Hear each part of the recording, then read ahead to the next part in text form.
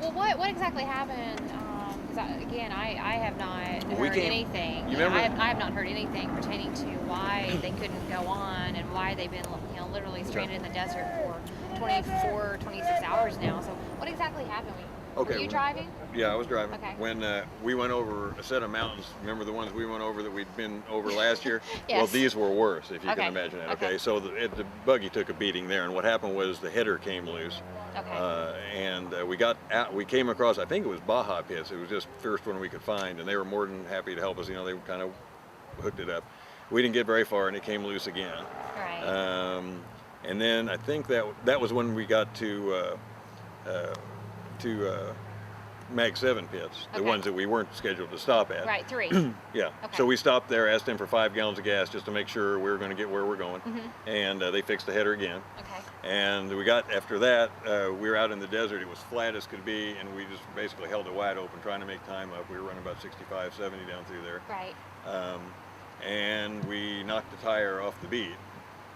And so we whipped into some, I don't know, a bunch of Mexicans partying out there or whatever, and they jumped on the vehicle and they got the tire out for us. They lifted up the front end of the thing and held it there while they While you changed changed it. We didn't do anything. Oh, you were still They in the were buggy. giving us water. No, we got out. Oh, okay. I had to go relieve Right. myself. Anyway, but they were handing us water and wiping the helmet down. They, if they put the top back on there, they knew how to do the Zeus fasteners. Right. And I'm like, watch this, because we've had trouble with Right. those. Sure enough, they got it all on there. And It's like the locals when we were sent us stuck down. earlier in the Oh, it was day amazing. in that It was- muddy hole. It was absolutely Just amazing. rallying. And I think there was another group of them down the way a little bit, and I think they were disappointed they didn't get the chance to do it. It was absolutely amazing. So anyway, so then we proceeded, we kept up. At this point, we'd had I think he was well up in the 11 class, and he'd already passed us once, and he was flying down through there. So we got on a kind of a parallel path, and I managed to get back by him and kept going. Well, you guys were flying, because actually the report that I was able to get relayed to me from, I think it was IRC,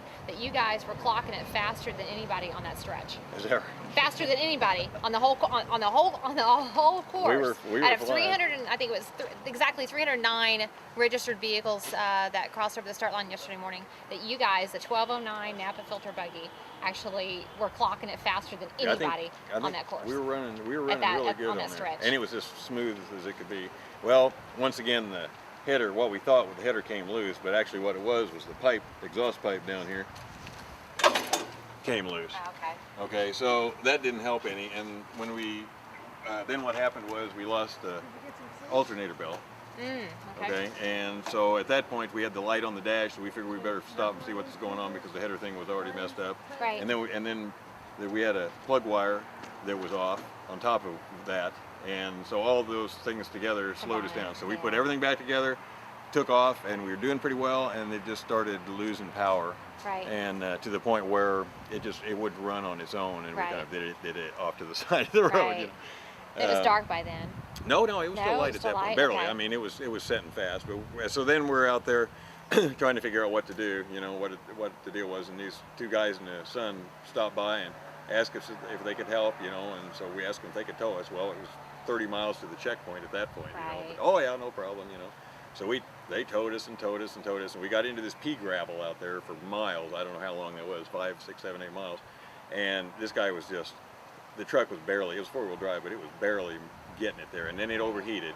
So he stopped, and we cooled the radiator down. Then he tried it again. And of course, it doesn't take long once it's Right. overheated to make it do it again. So at this time, Emery says, he says, you're going to blow up your truck. We don't want that, So Right. that's when he went on ahead to checkpoint 2. And I figured, he hadn't been feeling too well, so I didn't want him out there in the desert by himself. And, Emery? yeah, Yeah. so I wanted to be sure, I was the best choice. So I stayed out there and basically slept under the stars. It was absolutely gorgeous. I mean, you could see by the light of the stars. There was no moon to be had, and you could look around it just like moonlight out there. It was beautiful. Were there other broken down cars that had started like a bonfire here and there? No, like last actually, year you would come across like a broken Yeah, down vehicle. and with a I got here. I am. I get all my emergency stuff, put it on the hood. I got all my things all lined up there, just like Mr. Survival Guy. And then first thing I did, not because I was cold, but just because I'm a guy, I guess. I don't know. I went to start a fire, and the desert winds out there would be real still for a minute, and then all of a sudden this gust of wind would come through. Well, when I lit this fire, this stuff burned up like toilet paper. I mean, just poof, and I thought, this I've heard of canyon fires before. Right.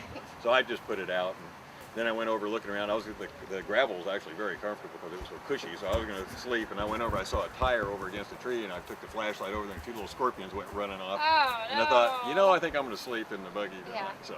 So I slept in there until daybreak, and got out, and that's when I called weatherman. And then I found out that finally made communications with you guys, and at that point I knew you guys were okay, and you were going to come sooner or later. So I asked the weatherman. I said, well, they were going to, like I said, once they got the checkpoint closed down, come and see me. And so I was going to take a nap. So I asked him, well, how long is that going to be? 2 or 3 hours? And he says, well, about an hour and 11 minutes. So he was being pretty dryly sarcastic. Right. It was pretty funny though.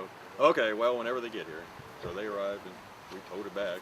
So in the daylight, did you see a bunch of other vehicles or being loaded up and towed out? Or? No, not from there really, but they were still coming through at all hours. I mean, Right. at 3 and 4 in the morning, there were still vehicles coming through because since the alternator was off and I wanted to keep the radio going, we shut all the lights down. Right. And so anytime I'd hear something, you could see on the mountains, these guys with these killer lights, you could see the mountains light up. Right. And you'd hear them back off down there. So I'd flip the taillights on so Yeah. I'd get run into and flash the switch to make sure they knew.